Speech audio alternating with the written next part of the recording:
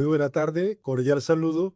Nos correspondió desarrollar el taller o el grupo número B. Los integrantes del grupo son los siguientes: Jaime Hernández, JB Cortés, Frasbel Rodríguez, Esteban Rojas y el suscrito Luis Taborda. A continuación, iniciamos el desarrollo de ejercicio que nos correspondió. Buenas tardes, vengo a hablar de la indexación del daño emergente.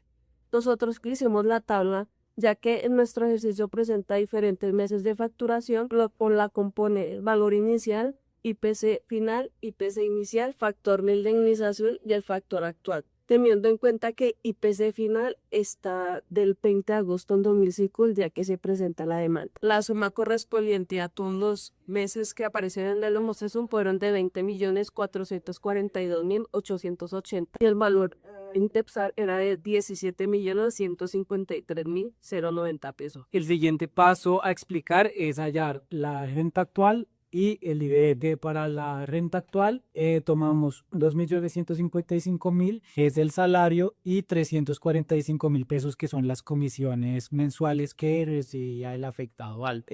Lo primero que hicimos fue que este valor de 2.500.000 lo indexamos tomando el índice, el IBC final y el IBC inicial. ¿Cuál es el IBC final? 150,99, que es del 30 de agosto del 2025, es la fecha de la sentencia, dividido 130,40, que es la fecha de los hechos, que fue el 25 de febrero del 2025. Entonces, esta división nos da 1,157898773 multiplicado por 2.500.000, nos da una renta actualizada de 2.894.746. Entonces, acá 2 millones, este es el resultado de la renta actualizada. Ahora, tomamos este valor para hallar el ingreso base de liquidación, que son 2.894.746. A este valor le sumamos un 25% que corresponde a las prestaciones sociales, que equivale a 323.686. Nos da un resultado de 3.618.432 pesos, y a este mismo resultado le vamos a restar el 25%, que son los gastos que tenía la persona. Este 25% son 904.608 pesos, cuyo resultado nos da 2.713.825, que es el ingreso base de liquidación con el que vamos a trabajar. Posteriormente, entonces procedemos a hallar la probabilidad de vida tanto de Álvaro como de Margarita. Respecto a los hijos, no hicimos, digamos, este procedimiento teniendo en cuenta que son, al ser menores de edad, su expectativa de vida pues va a ser mayor, y pues ese ejercicio se hace para poder determinar cuál es la menor expectativa de vida para poder aplicar a la fórmula. Entonces, para la probabilidad de vida de Álvaro, lo que hicimos fue tomar la fecha de su nacimiento, que es el 15 de octubre de 1977, y la fecha de su fallecimiento, que fue el 25 de febrero del 2005. Esta resta nos da 45 años, 4 meses, 10 días, y este resultado lo convertimos a día. Entonces, ¿qué hicimos? Multiplicamos 45 por 360, que son los días que tiene un año. Eso nos dio 16.200 días. Posteriormente multiplicamos 4 por 30, que son los días que tiene un mes. Eso nos dio 120, más los 10 días nos da una sumatoria de 16.330 días. Lo dividimos en 360 y esto nos dio 45,36 años. De acuerdo a la tabla, 45,36 años da una expectativa de vida de 36,2, el cual multiplicamos por 12 para saber, digamos, cuántos meses son estos años, y el resultado nos da 434,4 meses. El mismo procedimiento lo hicimos para Margarita, donde le restamos a la fecha de su nacimiento, el 22 de octubre de 1984, la fecha de los hechos, que es 25 de febrero del 2003, la fecha de la muerte del señor Álvaro, dando como resultado 38 años, 4 meses, 3 días. Procedimos a pasar estos resultados a días, entonces multiplicamos 38 por 360, eso nos dio 13.680, luego pues multiplicamos 4 por 30, que son los días que tiene un mes, nos dio 120 más los 3 días, nos dio un total de 13.803 días. Dividido en 360 días, nos dio el resultado de 38,34 años, que de acuerdo a la tabla, la probabilidad de vida para Margarita es 47,6 años multiplicados por 12, nos da 571,1 2 meses y de acuerdo, digamos, a este resultado podemos ver que la menor expectativa de vida es la de Álvaro y esta es la expectativa de vida con la que vamos a trabajar la por.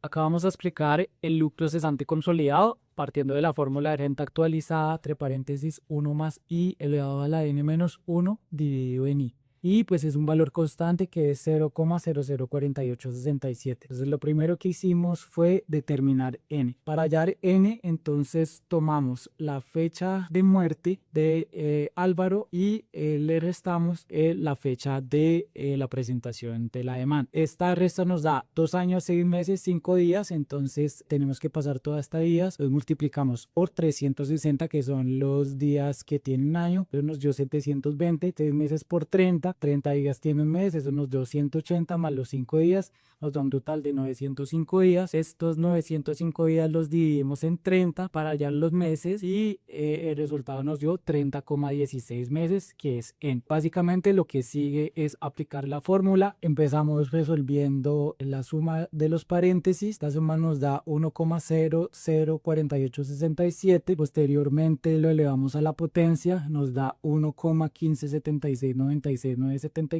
menos 1 nos da 0,157696974 dividido en 0,004877. La división nos da 32,40126854 y esto lo vamos a multiplicar por la renta actualizada, es el IR, que son 2.713.825 multiplicado por 32,40126857 nos da un lucro cesante consolidado de 87.931.372 pesos. El resultado nos da 87.931.372 pesos. Este resultado lo vamos a dividir en el 50% para la esposa y el otro 50% repartido entre los dos hijos, es decir, de al 25%. Vamos a explicar el ejercicio de lucro cesante futuro correspondiente a la esposa. Lo primero que hicimos fue hallar la expectativa de vida de Álvaro, que en cuanto al ejercicio es la minota. Multiplicamos por 12, que son los años, para que nos dé el resultado en meses. 40,424, que posteriormente para hallar la renta actualizada, que dividimos en 2, que es el 50%, nos da un total de 1.356.000 pesos. Entonces aquí posteriormente empezamos a despejar la fórmula. Esto da la renta actualizada de 6,11826.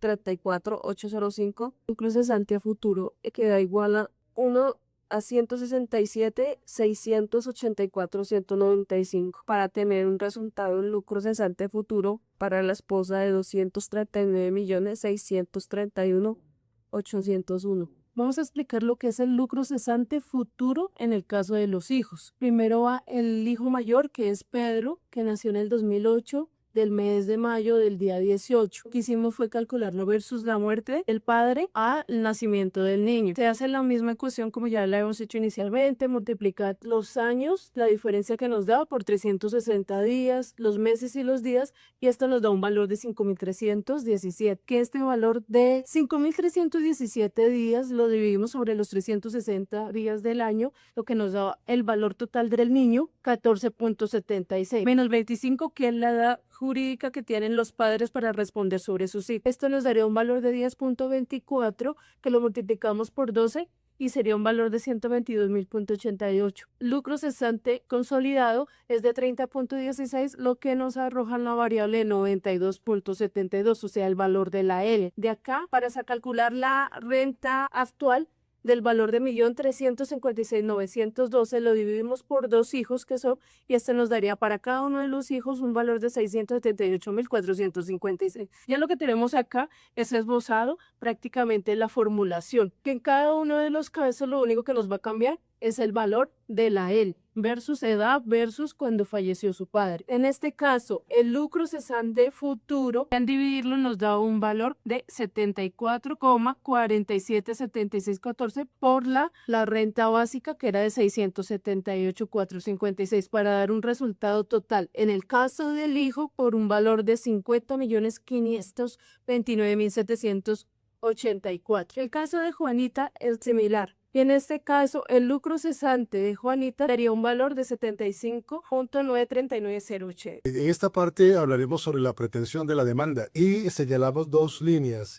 daños o prejuicios materiales y el daño moral que hace parte de los inmateriales. En cuanto a los daños materiales, tenemos el tema de daño emergente y también lucro cesante consolidado y lucro cesante futuro. El daño emergente, la totalidad da 20.442.880,36. Eso se divide el 50% que corresponde a la esposa, es decir, 10.221.440. Y para cada hijo el 25%. Es decir, para el hijo número 1 sería 5.110.720 y el mismo monto para el hijo número 2. En cuanto al lucro cesante consolidado, el total nos dio 87.931.32. Lo mismo, el 50% equivale para la esposa, es decir, 43.965.843. Para los hijos, el 25% para uno y el 25% para el otro, es decir, 21.982.843 para cada uno. El lucro cesante futuro para la esposa le corresponde a 39.631.801 y para el hijo número 1 75.934.080 y para el hijo número 2 50.529.784. Eso en cuanto a daños materiales. Y al daño moral le dimos la máxima, es decir, de conformidad a la jurisprudencia del Consejo de Estado. A la esposa, 100 salarios mensuales legales vigentes. Para el hijo número 1, 100 también. El hijo número 2, 100. Lo mismo. Es decir, para cada uno, 130 millones de pesos. Para una totalidad de daño moral para esposa e hijos, la totalidad sería de 390 millones de pesos.